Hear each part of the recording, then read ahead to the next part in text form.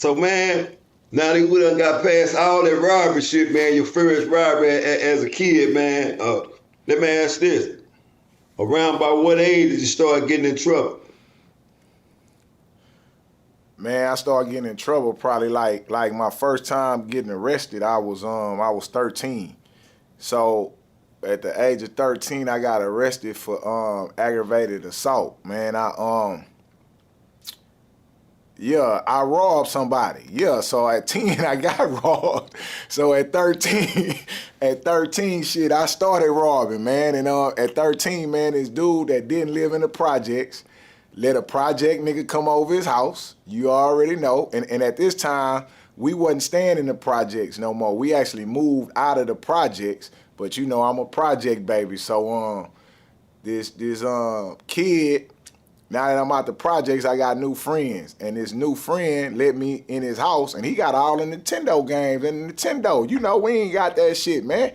We may got one house with that shit, but I was so happy to be in that shit, man. I came back over there and stole all that shit and took it home with me, man. And he found out I stole his stuff, and he did something I never experienced. In the projects, we ain't experienced this, Hollywood.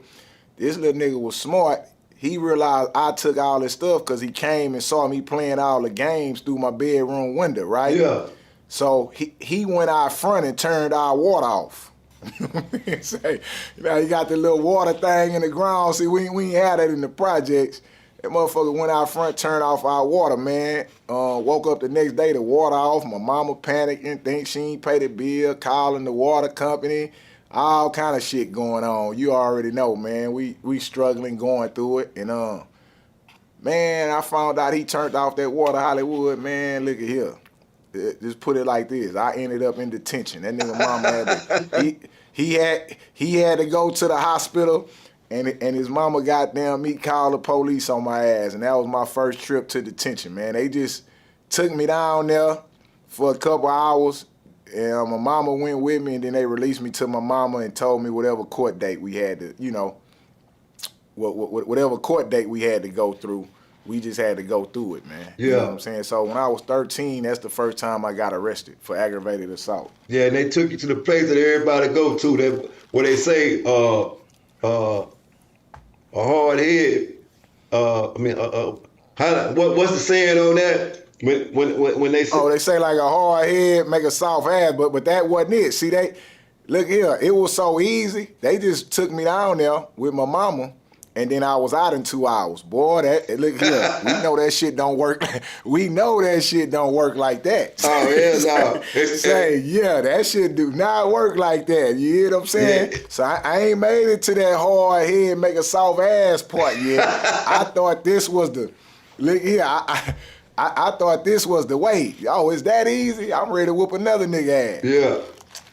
So, man, I got to ask you this, man, because, you know, the name that you got tagged, man. So when did the gang thing start with you, man? Or was it just a part of, just a part of your area that you grew up in, man?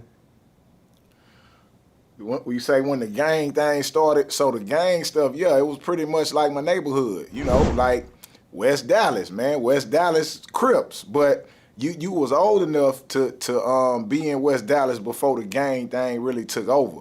So for me, I was right there at the crux of it. You know what I'm saying? I was right there when projects and neighborhoods started taking on gangs and sets and all that stuff there. So yeah, it was really just my projects, man. But I want to say, you know, once the projects became Crip, shit, I was a Crip, so to speak. But I didn't get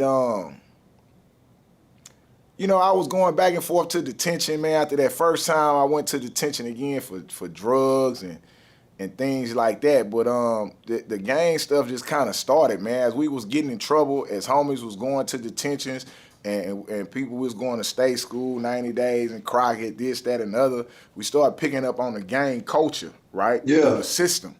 And we kind of already had it on the street, but as we started going to state school, we started getting more, sophisticated with it, you know what I'm saying? And coming up with sets and stuff like that. So Different people in my neighborhood, after coming from state school, got put on different sets like Hoover.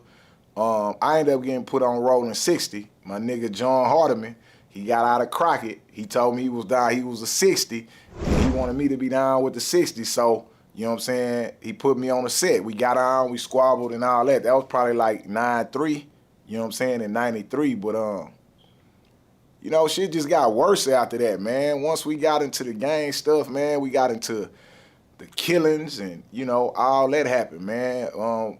My partner, Lil Larry, got killed. And, man, from then on, man, it was about killing Hollywood. You know what I'm saying? It was about murdering. It was about killing, man. In 94, I got arrested for capital murder and attempted capital murder when I was 16. You know what I'm saying? Me and my brother, C. Ren, you know what I'm saying? Me and C. Ren got arrested for capital murder and attempted capital murder in 94. I was 16, he was 15, you know? So, yeah, a lot of my partners, man, went to jail for murders. I mean, yeah, the whole state school was full of niggas from Galveston for killing people, man. We just went on, you know, we were, again, deaf, blind, and dumb, man, and just went on, you know. Yeah. You know, went on murdering sprees to where even after that, see, Ren ended up getting 45 years. They ended up letting me out based on his confessions and things that you know, that went on. And a year later, I came back with, you know, shit, going to jail or whatever. But talk to me, man. That's how the gang stuff came in. So let me ask this, man, because I know you just mentioned C. Ren got the time, right? Right. And right. And got, you know, put in the motherfucking put in the concrete jungle, right? And that's what we call, you know, fucking prison. So let me ask you this, man, because I know you, and this is the reason why I know you've been to prison, because that's where I met you at. So what actually led you to prison? The gang stuff, just that whole culture, the whole culture of, you know, kill, rob, steal, do whatever it take. Like a motherfucker asked me today, motherfucker be asking me, man, you all right? I'm like, shit, you know, you know I'm all right. He like, well, how will we know if we don't ask? I say, you know I'm all right, because everybody else all right. When you hear them hollering, that mean I ain't all right.